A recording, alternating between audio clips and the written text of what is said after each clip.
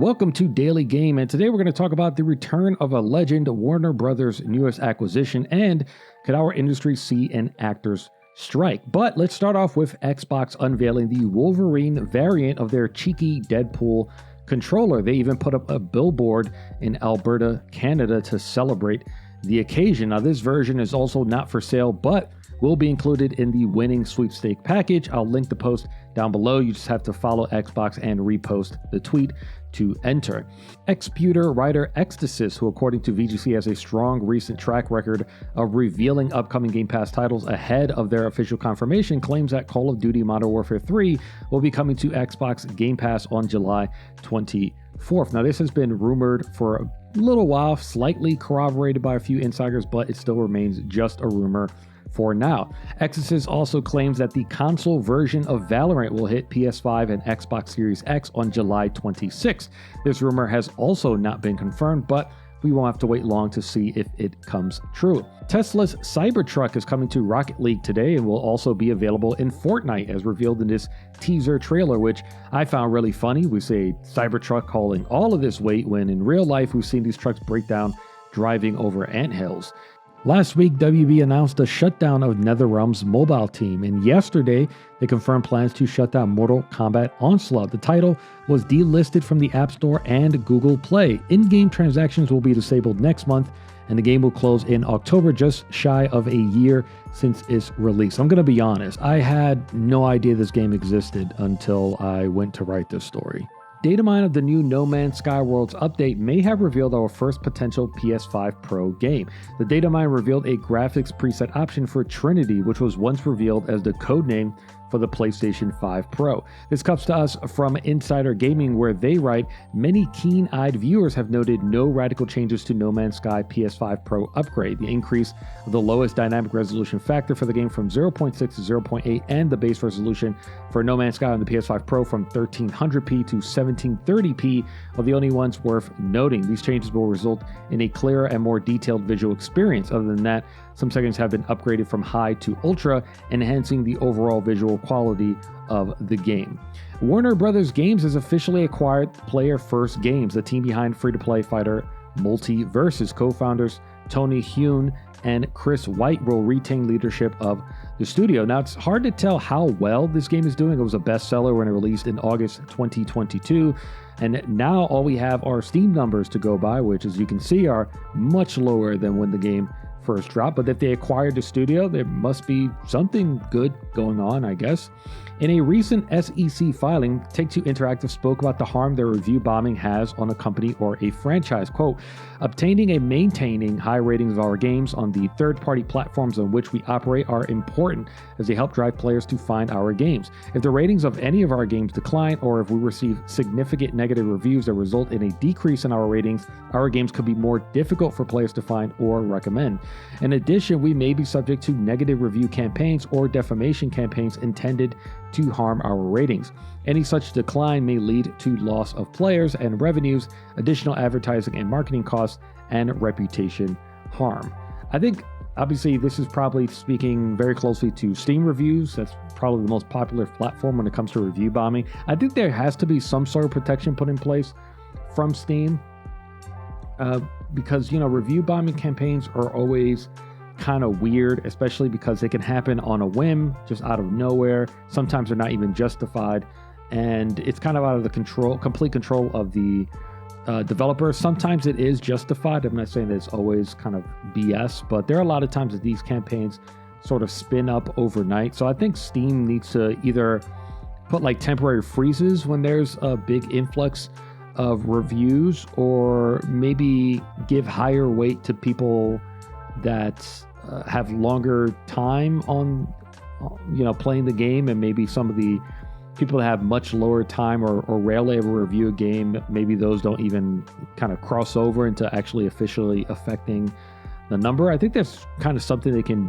do here, because sometimes it does feel like consumers have a lot of power when it comes to something that is so public facing and can affect a future the decision of a future purchase. The world's biggest fighting tournament, EVO, took place this weekend, and a few announcements were made. Capcom dropped a new teaser for Terry, who will join Street Fighter VI this autumn. Guilty Gear Strive Season 4 will add 4 new characters: Dizzy in October, Venom early 2025, Unica spring 2025, and guest character Lucy from Cyberpunk Edgerunners will be joining the cast summer 2025. Tekken unveiled a partnership with Nike that adds iconic sneakers to the game, including Nike Air Foamposite Kazuya, which is a sentence I never expected to say out loud. I actually really wish they would have put black Air Force Ones. I think we all know that that's the official sneaker of American violence. I kind of wish that was in there. A physical version of the sneaker releases this September if you want to try and pick it up. And finally, Heihachi has been brought back from the dead. And I gotta say, he looks pretty good for someone who was tossed into a volcano. No date was shared, but he's expected to join Tekken 8 later this year. New Game Pass tiers may be on the way. Windows Central's Jez Corden claims Microsoft is working towards a cloud-only version of Game Pass that would also offer digital ownership of games within the service.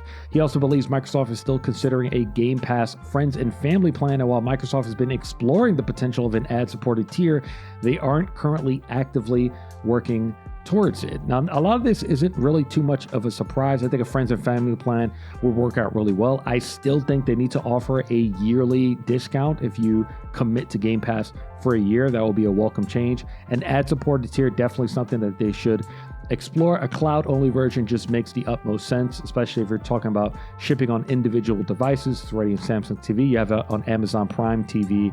If someone's buying into that, that means that they have no interest in buying a console. So a cloud-only version of Game Pass makes a lot of sense.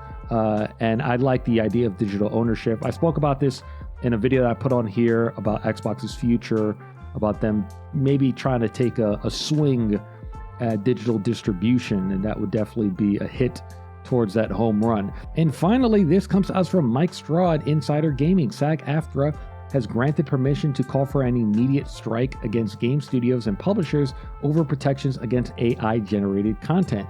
In a post on the union's official website on Saturday, the union's chief negotiator and national executive director, and the man with the name of a future Death Stranding character, Duncan Crabtree Ireland, now has the power to call for a strike at any point should studios not work with them on the aforementioned protections. Quote, "If called, the strike shall be over all covered services under the Interactive Media Agreement, and all SAG-AFTRA members will cease rendering all services and performing all work covered by the IMA." They continue by saying that parties remain in negotiations. However, they are still far apart on conditions covering AI protections. As far as dealing with the rise of AI in video game creation, Crabtree Ireland said that the union remains determined to work with ethical AI companies. I'm not really sure exactly what they mean by that in terms of ethical AI companies. I think that that probably means AI companies that are interested in licensing someone's character for what's the word I'm looking for? Like custom on-the-fly dialogue, generative dialogue. That's the word I was looking for. Where I think that's kind of one of the biggest issues right now with voice acting is it is being threatened by this, especially when you talk about these deals like Xbox cut with this generative AI gaming company called InWorld. And what we see with NVIDIA when they show off their AI, a lot of it is built around this premise of NPCs and generative AI and them being able to, you being able to have complete conversations with them. Well, how does an actor get paid when something like that happens, when that actor can, theoretically needs to be able to, generate any sentence possible in order to respond to whatever the player is talking about. And of course, a lot of protections in general, job protection to ensure that future positions that are opening up at video games aren't exclusively just going to AI generated voices. And I think, I've spoken about this in the past where a lot of it is going to be the power of the consumer to sort of voluntarily say, no, I actually do not want to purchase this video game because of how many of these voices are AI. Consumers are going to have a good amount of control of how this goes in the future. And before we go, Skull and Bones is coming to Steam on August 22nd. And quick shout out to Timmy Studios. Honor of Kings has been downloaded 50 million times since its worldwide launch on June 20th, which is insane because that means the game was downloaded over 1.6 million times per day since release. That's it for today. Like it if you liked it, subscribe if you loved it, and check out the Camcode podcast every Monday. Peace.